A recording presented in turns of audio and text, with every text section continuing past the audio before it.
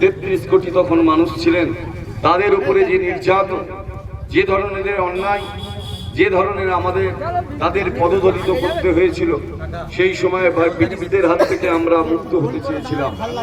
সেই ব্রিটিশরা যেভাবে ভারতবর্ষকে এক প্রান্ত থেকে অপর প্রান্ত মানুষের উপরে রোলার চালাতো, আমরা ভারতবাসী সেই ভারতবাসীর উপরে যখন রোলার চালাতো, তখন নেতাজি সুভাষচন্দ্র বলেছিল, তোমরা আমাকে রক্ত দাও, আমি তোমাদের স্বাধীনতা দেব।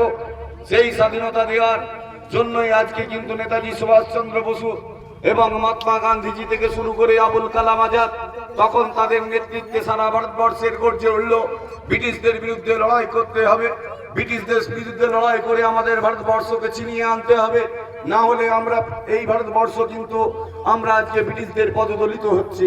তাই সেই সময় থেকে এই স্বাধীনতা আজও কিন্তু আমরা দেখতে পাচ্ছি, একের পর এক 79 বছরে আমরা পদার্পণ করতে পেরেছি।